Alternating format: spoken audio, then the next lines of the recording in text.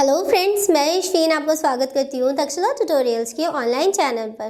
तो दोस्तों, आज है लेक्चर हमारा 13.5। लेक्चर 13.4 में हमने स्पर्धा के बारे में पढ़ा था, जिसे कंपटीशन बोलते हैं। वो दो प्रकार की थी, एक अंतर्जातीय प्रतिस्पर्धा थी और एक अंतर्जातीय प्रतिस्पर्धा थी। प्रतिस्पर्धा होता क्या है ये भी हमने आपको समझाया था और इसके दोनों प्रकार के बारे में भी हमने आपको बता दिया था। उसी के आगे से रिलेट करता हुआ टॉपिक ही आज हम पढ़ेंगे। जैसे कि हमने का पढ़ा था, फिर उसके बाद खा में हमने पढ़ा था स्पर्धा। स्पर्धा दो प्रकार की थी, कंपटीशन दो प्रकार का था। एक तो अंतर्जातीय स्पर्धा थी, जो कि था हमारा इंट्रा स्पेसिफिक कंपटीशन। उसमें हमने पढ़ा था कि भिन्न भिन्न जातियों के जो जीव होते हैं वो आपस में स्पर्धा करते हैं, चाहे वो भोजन के लिए हो या वो आवास स्थान के लिए हो या वो किसी चीज़ के लिए भी हो। दूसरा हमने पढ़ा था अंतर्जातीय स्पर्धा, ठीक। उसमें हमने पढ़ा था, उसको इंटर स्पेसिफिक कंपटीशन भी बोला था। उसमें हमने पढ़ा था कि एक ही जाति के सदस्य या एक ही जाति के जीवों के बीच जब स्पर्धाएं होती हैं, किसी भी चीज़ को लेकर, भोजन को लेकर या आवास स्थान को लेकर, किसी भी चीज़ को लेकर होती है, तो वो क्या कहलाई थी? अंतर्जातीय प्रतिस्पर्धा। वो टॉपिक हमारा कंप्लीट हो गया था। जस्ट उसी टॉपिक से रिलेटेड आज आगे टॉपिक हम पढ़ेंगे, जो कि हम पढ़ेंगे गा। आज हम पढ़ेंगे गा, घा, ड़ा। छोटा बड़ा नहीं पढ़ रहे हैं। का हमने पढ़ लिया था, फिर खा में हमने स्पर्धा पढ़ी थी। अब गा में हम पढ़ेंगे परजीविता। परजीविता के बाद गा के बाद आता है घा। घा में हम पढ़ेंगे सहभोजिता। सहभोजिता के बाद हम ड़ा में पढ़ेंगे सहजीवन। सहजीवन को इंग्लिश में सिम्बायोटिक बोलते हैं। सहजीवन और सहभोजिता, इन दोनों के बारे में हम आज ही के लेक्चर में बात करेंगे। आज के लेक्चर में हम इन तीनों टॉपिक्स को कंप्लीट कर देंगे। कौन कौन सा टॉपिक होगा? एक होगा हमारा परजीविता, दूसरा है सहजीवन और सहजीविता या सहजीवन भी बोल सकते हैं, और तीसरा हमारा है सहभोजिता, ठीक। ये दोस्तों अपने नाम से ही जाने जाएंगे, मतलब जैसे इनके नाम है वैसे ही इनके काम भी होंगे। शुरुआत करते हैं अपने आज की टॉपिक की, लेक्चर 13.5 की, जिसमें हमें सबसे पहले पढ़ना है परजीविता के बारे में, पैरासिटिज्म। पैरासिटिज्म क्या होता है? पैरासिटिज्म के बारे में पढ़ेंगे। ये विषमपोषी मतलब हेट्रोट्रॉपिक जीव है।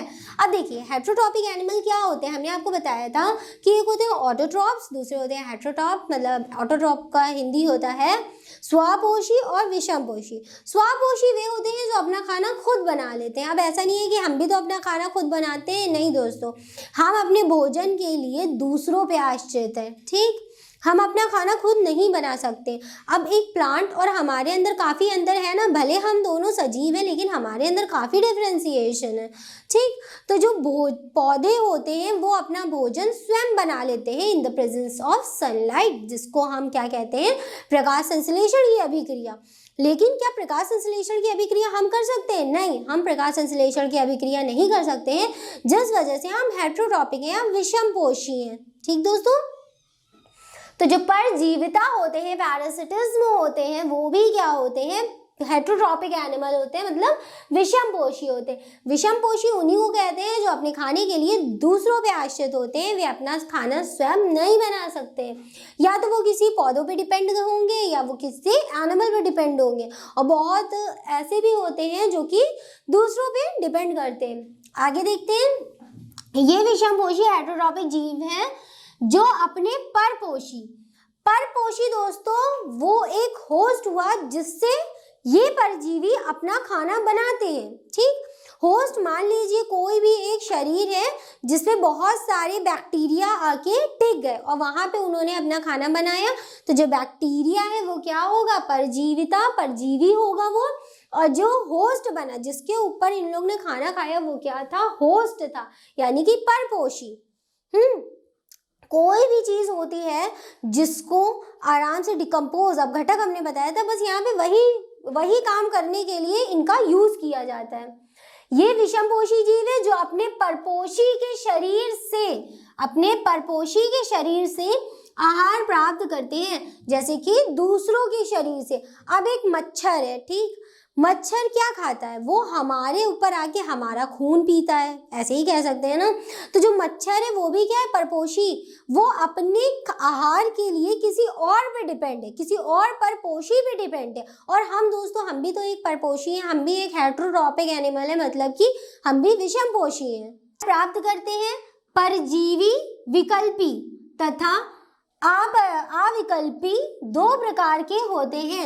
अब जो परजीवी हम पढ़ रहे हैं, परजीविता पढ़ रहे हैं कि परजीविता होती क्या है। परजीविता बस इतनी है कि वो जीव जो कि अपने भोजन के लिए दूसरे किसी परपोषी पर, अपने आहार के लिए दूसरे किसी परपोषी पर आश्रित होता है या निर्भर होता है, उसे ही क्या कहते हैं, परजीवी कहते हैं। पैरासाइट्स बोलते हैं इनको इंग्लिश में। जीवी दो प्रकार के होते हैं, एक होता है विकल्पी, वहां से मिलाना, एक होता है विकल्पी और दूसरा होता है, ये बोलेंगे ठीक, एक होता है विकल्पी और दूसरा होता है अविकल्पी। ठीक दोस्तों, विकल्पी को इंग्लिश में बोलते हैं फैकल्टेटिव और अविकल्पी को इंग्लिश में बोलते हैं ऑब्लिगेट। दो प्रकार की पैरासाइट होते हैं, एक फैकल्टेटिव पैरासाइट होते हैं जो कि मृतोपजीवी पे अपना भोजन बनाते हैं, वो अभी हम आपको आगे बताएंगे ठीक। और एक होते हैं अविकल्पी जिनको ऑब्लिगेट पैरासाइट बोलते हैं। पैरासाइट जो हम परजीविता में पढ़ रहे हैं, परजीविता में कौन आते हैं, परजीवी आते हैं। और परजीवी कितने प्रकार के होते हैं, परजीवी दो प्रकार के होते हैं, एक होते हैं विकल्पी जिनको फैकल्टेटिव पैरासाइट बोलते हैं और दूसरे होते हैं अविकल्पी जिनको ऑब्लिगेट पैरासाइट बोलते हैं। तो दोस्तों आगे बढ़ते हैं, हमने देख लिया दो प्रकार के होते हैं। अब ये दो प्रकार में कौन कौन से इनके एग्जाम्पल आएंगे या ये कौन कौन से जीव होते हैं इनको देखेंगे। विकल्पी परजीवी मुख्यतः मृतोपजीवी होते हैं जो विशेष परिस्थितियों में ही परजीवी बनते हैं। मतलब ये मृतोपजीवी होते हैं, मरे हुए सड़े गले पदार्थों पे अपना भोजन बनाते हैं, जैसे अधिकांश कवक लाइक फंजाई, फंगस या जीवाणु। जीवाणु मतलब क्या, बैक्टीरिया। क्या हो गया, बैक्टीरिया और कवक, फंजाई। दूसरा अविकल्पी परजीवी मतलब कि ऑब्लिगेट पैरासाइट, ये कौन होते हैं, ये परपोषी के परभक्षी मतलब प्रेडेटर होते हैं, उनका जाके खाते हैं उनको, होते हैं। कुछ आवर्तबीजी भी परजीवी स्वभाव से व्यक्त करते हैं, जैसे कुस्कुटा पूर्ण तना परजीवी है, मतलब पूरे तने पे क्या होता है, अपना पोषण को व्यक्त करता है, अपने पोषण के लिए निर्भर रहता है उनपे। तो दोस्तों यहाँ पे हमारा पैरासिटिज्म या जिसको परजीविता बोलते हैं, परजीविता कौन होते हैं, जो परजीवी होते हैं वही परजीविता दिखाते हैं। और परजीवी दो प्रकार के होते हैं, एक होता है विकल्पी जिनको फैकल्टेटिव बोला और एक होता है अविकल्पी जिनको ऑब्लिगेट पैरासाइट बोला। तो दोस्तों यहाँ पे हमारा पैरासिटिज्म खत्म होता है, कंप्लीट होता है। इसके बाद अब हम सहभोजिता की ओर बढ़ते हैं और पढ़ेंगे कि सहभोजिता क्या होती है। ठीक, तो दोस्तों अब हम पढ़ेंगे कॉमेंसलिज्म के बारे में, जिसको हम लोग हिंदी में सहभोजिता कहते हैं। सहभोजिता मतलब साथ में भोजन को व्यक्त करना है। इसके एग्जाम्पल से आपको इजीली पता चल जाएगा कि ये होता क्या है। बहुत अच्छा एग्जाम्पल है बगुले और चारण पशु। चारण पशु वो पशु होते हैं जो कि घास चरते हैं या वनस्पतियों को खाते हैं, लाइक गाय और बकरी, ये सब चारण पशु कहलाते हैं, कैटल्स भी बोलते हैं इनको। ये दो जीवों के बीच परस्पर संबंध है, जिसमें एक जीव को लाभ होता है और दूसरे जीव को ना तो लाभ होता है और ना ही हानि होती है। ठीक, सहभोजिता में क्या होता है कि दोनों को लाभ नहीं होता है, एक को लाभ होता है लेकिन एक को ऐसा नहीं है कि अगर लाभ नहीं हुआ है तो हानि हो रही हो, एक को ना लाभ होता है और ना ही हानि होती है। मतलब इसमें दोनों का ही क्या होता है, एक टाइप से फायदा होता है क्योंकि एक को लाभ हो जाता है। तो दोस्तों इसका एग्जाम्पल है पक्षी बगुला। मतलब बगुला क्या होता है, एक पक्षी, और चारण पशु निकट सहचार्य में रहते हैं। निकट सहचार्य का मतलब है एक दूसरे के आसपास रहते हैं। ऐसा क्यों करते हैं ये अभी आपको पता चलेगा। सहचार्य मतलब आसपास ही रहते हैं, जहाँ पे वो पशु, जो पशु होते हैं चारण पशु लाइक गाय बकरी, ठीक, उनके आसपास ही रहते हैं। सहभोजिता का यहाँ उत्कृष्ट उदाहरण है, एक बहुत अच्छा उदाहरण है, जहाँ पशु चरते हैं उसके पास ही बगुला भोजन प्राप्त करने के लिए रहता है। जहाँ भी मान लीजिए पशु चरने गए हैं, कोई भी खेत है वहाँ पे पशु चरने के लिए गए, वहीं पे आपको क्या देखने को मिलेंगे, बगुले भी देखने को मिलेंगे। ऐसा क्यों, प्राप्ति के लिए रहते, क्योंकि जब पशु चरते हैं, जब पशु जो वनस्पतियों को खाते हैं तो वनस्पति को हिलाते हैं। जब पशु चरते हैं तो वनस्पति को हिलाते हैं और उसमें से कीट बाहर निकलते हैं। जो कीट होते हैं वनस्पति के अंदर वो कहाँ जाते हैं, बाहर निकल जाते हैं। बगुले उन कीटों को खाते हैं। लीजिए बगुले का खाना कंप्लीट हो गया। बगुले उन कीटों को खाते हैं, अन्यथा वनस्पति कीटों को ढूंढना और पकड़ना बगुलों के लिए कठिन होता। ठीक, और इस तरीके से बगुलों का फायदा हो गया, लेकिन क्या चारण पशु का कोई नुकसान हुआ? नहीं, उनका तो कोई नुकसान नहीं हुआ। वो तो चुपचाप अपना खाना खा रहे थे, अपना वनस्पतियों को चर रहे थे। इसमें जो कीट बाहर आके गिरे उन पर किसने अटैक कर दिया? बगुलों ने अटैक कर दिया। उन बगुलों ने उन कीट्स को खा लिया। कीट छोटे छोटे से कीट होते हैं, वनस्पति कीट। अगर वो चारण पशु की वजह से, अगर चारण पशु जब खाते हैं उनको तो वनस्पति हिलती है, लेकिन अगर ऐसा ना हो तो बगुलों के लिए काफी कठिन हो उन कीटों को ढूंढना उन वनस्पतियों में। लेकिन ये इजी हो जाता है किसकी वजह से? चारण पशुओं की वजह से, क्योंकि चारण पशु जब वनस्पति को खाते हैं तो वनस्पति हिल जाती है, जिसकी वजह से कीट बाहर गिर जाते हैं। और जैसे ही कीट बाहर गिरते हैं, जो बगुले होते हैं वो उन्हें इजिली तरीके से खा लेते हैं। ये एक बहुत अच्छा एग्जाम्पल है सहभोज्यता का, जिसको कमेंसेशिज्म कहते हैं। तो दोस्तों यहाँ पे हमारा सहभोज्यता भी कंप्लीट होता है। इसके बाद बस एक और टॉपिक हमारा बचा है जिसे सिम्बायोटिक कहते हैं, सहजीविता या सहजीवन बोलते हैं, उसे भी पढ़ लेते हैं और अपना लेक्चर कंप्लीट करते हैं। तो दोस्तों अब हमारा लास्ट टॉपिक बचा है आज के लेक्चर का, जिसको सहजीवन या सिम्बायोटिक बोलते हैं।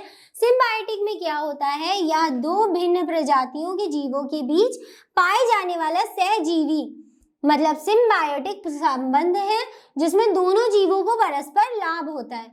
मतलब अभी इससे पहले हमने जब सहभोज्यता पढ़ी थी तो उसमें क्या पढ़ा था हमने? ये एक जीव को लाभ होता है जबकि दूसरे जीव को ना तो लाभ होता है और ना ही कोई हानि होती है। लेकिन सिम्बायोटिक सहजीवन में क्या होता है? दोनों जीवों को लाभ होता है।